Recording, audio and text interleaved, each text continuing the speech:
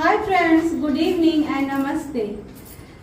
Friends, आज मैं आप लोगों के लिए एक बहुत ही आज मैं किसी नॉलेज के साथ नहीं आई हूँ और ना ही मैं स्पोकन इंग्लिश के साथ आई हूँ, बट ना ही मैं सिविक्स के किसी टॉपिक के साथ आई हूँ, बट मैं आज एक इंग्लिश क्या हिंदी के भी मैं एक स्टोरी लेकर के आप लोगों के सामने आई हूँ और वो स्टोरी है तानसेन की।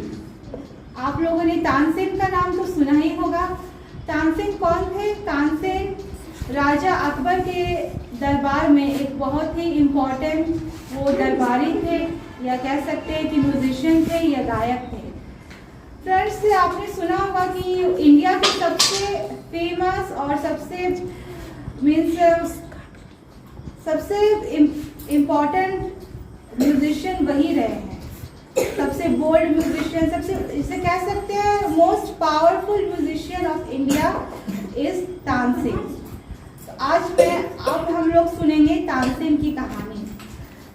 तानसेन का जन्म ग्वालियर के पास एक गांव में हुआ था और उनके पिता का नाम था मुकंदन मिश्रा और उनकी माता का नाम था बेहट। तो मुकंदन मिश्रा और बेहट के घर में तानसेन का जन्म हुआ था, उनका पालन पोषण हुआ था। वो अपने माँ बाप के इकलौती संतान थे और बचपन में तानसेन बहुत ही मतलब कि बदमाश कहिए, नॉटी कहिए, वो बहुत ही सबके साथ मतलब बदमाशी वाली हरकतें सब करते रहते थे। सबके साथ मजाक करना, मस्ती करना उन्हें बहुत पसंद था। एक बार क्या हुआ कि उनके घर के पास जंगल था, तो वो उस जंगल में चले गए। तो वहाँ पर स्वामी हरिदास जो थे, स्वामी हरिदास भी अपने समय के एक बहुत ही पहुंचे हुए म्यूजिशियन थे, संगीतकार थे। तो वो अपने शिष्यों के साथ उस जंगल में आए थे, उस जंगल से वो गुजर रहे थे। तो जब वो उस जंगल से गुजर रहे थे तो ऐसा था कि वो थक चुके थे, तो पेड़ के नीचे बैठ गए थे आराम करने के लिए। तो उनके शिष्य भी बैठकर उनकी सेवा कर रहे थे, सभी लोग आराम कर रहे थे। तभी उन लोगों को शेर की दहाड़ने की आवाज़ सुनाई दी। तो जब शेर की दहाड़ने की आवाज़ सुनाई दी तो उनके शिष्य पूरे डर गए। उन्हें लगा कि सचमुच आसपास में कोई शेर आ गया है जो हमें मारकर खा जाएगा। तो उनके शिष्य भागना चाहते थे, लेकिन हरिदास मुस्कुरा रहे थे। वो समझ गए थे कि यह कोई शेर नहीं है, बल्कि यह कोई बालक शेर की आवाज में दहाड़ रहा है। वह मुस्कुराते हुए उस पेड़ के पीछे चले गए जहाँ की बालक जो तानसेन थे वो नकल कर रहे थे शेर की। तो वो उस बालक के पास चले गए और फिर उन्हें मतलब तानसेन का ये टैलेंट बहुत ही पसंद आया। तानसेन जो थे अक्सर पेड़ पौधों के बीच चले जाते थे और जंगली जानवरों की, पक्षियों की आवाज़ों को नकल किया करते थे। यह बात उनके माता पिता भी जानते थे। तो तानसेन जो है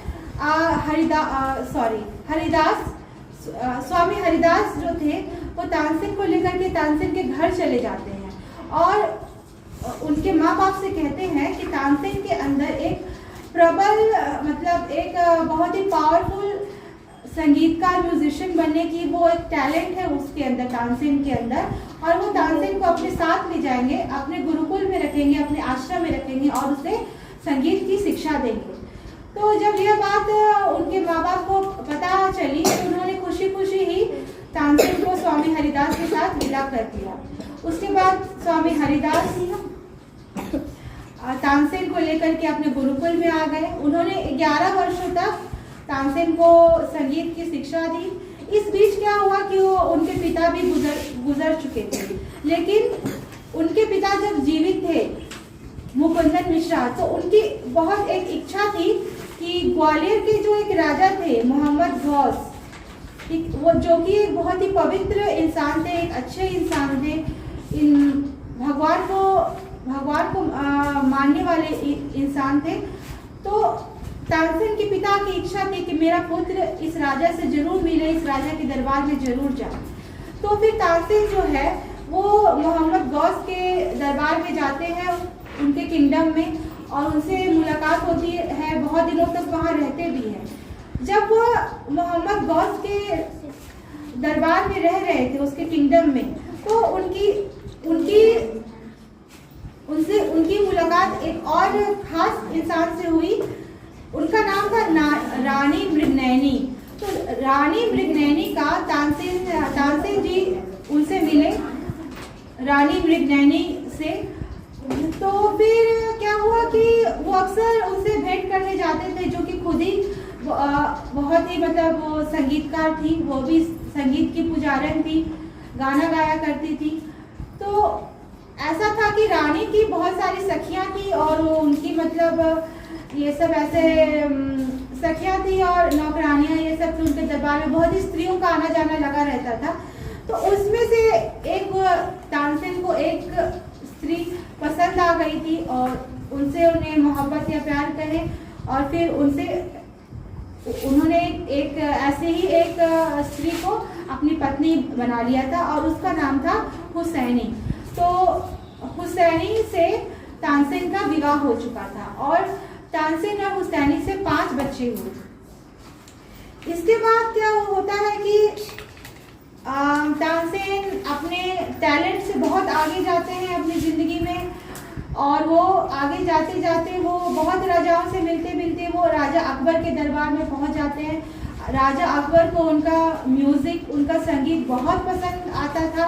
वो अक्सर या तो सुबह की बेला में एकदम मतलब कि सूर्य जब उगता है उस वक्त, या सूर्य जब अस्त होता है रात की बेला में तानसेन को बुलाया करते थे और वह तानसेन का संगीत सुनते थे। राजा अकबर को बहुत पसंद था और राजा अकबर बहुत पसंद करते थे तानसेन को, और वो बहुत गिफ्ट भी दिया करते थे तानसेन को, बहुत उपहार मिलता था जब भी उनका संगीत राजा अकबर को पसंद आता था। लेकिन एक बात क्या पूरे दरबार में एक बात फैलती जा रही थी कि राजा अकबर जो है वो तानसेन को ही सबसे ज़्यादा प्यार करते हैं, इज्जत करते हैं, उसे ही ज़्यादा उपहार देते हैं। तो बाकी दरबारी लोग जो जलने लगे थे तानसेन से, उसमें से एक दरबारी था शौकत मियाँ। शौकत मियाँ जो था बहुत ही दुष्ट इंसान था और वो बहुत जलता था तानसेन से, और उसने एक षड्यंत्र रचा। उसने क्या षड्यंत्र रचा कि उसे पता था कि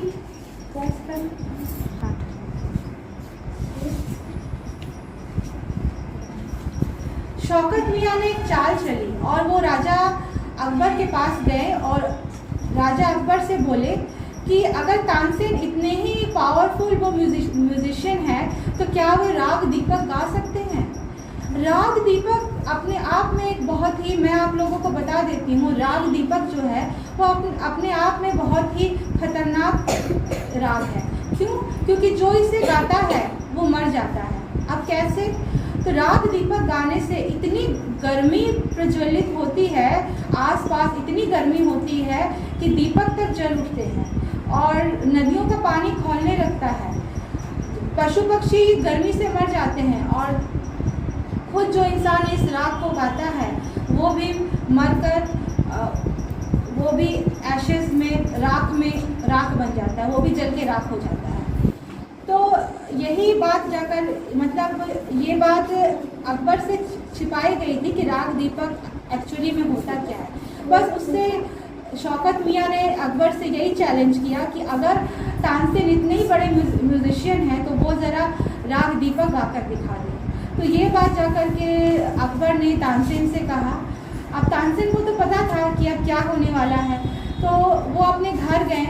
तो उनकी पत्नी हुसैनी ने भी देखा कि वो बहुत ही उदास है और उनका चेहरा बहुत झुका हुआ है, परेशान है।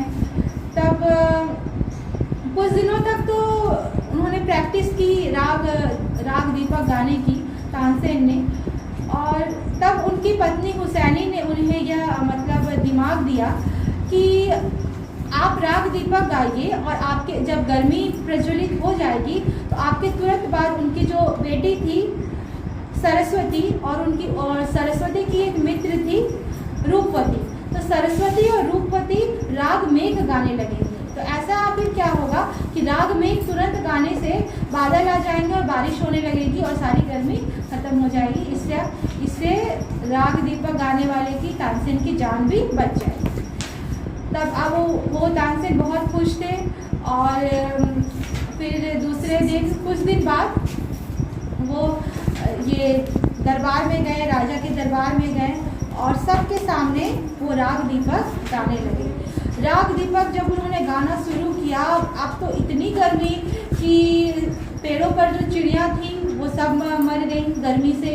और फिर धीरे धीरे जो जितने भी पब्लिक मतलब बैठी हुई थी उनका गाना सुनने के लिए, पब्लिक भी पूरी अकबकाने लगे, सबके पसीने छूटने लगे, सभी परेशान होने लगे, इतनी गर्मी हो गई, नदियों का पानी जो था वो उबलने लगा और अब तो ऐसा लग रहा था कि तानसेन के शरीर में भी अब आग लग जाएगा, ऐसा लग रहा था।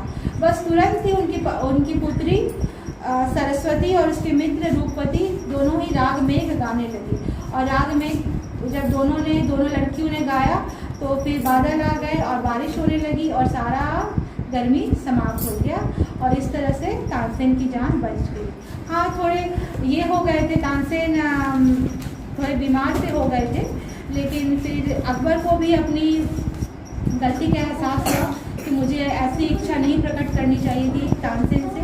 और कुछ दिनों के बाद तानसेन स्वस्थ हो गए और लगभग 1585 तक 1585 AD तक तानसेन जो थे वो राजा अकबर के दरबारी थे। उनके 9 रत्नों में से एक रत्न थे और उनके मौत के बाद तानसेन टॉम्ब ग्वालियर में बना हुआ है।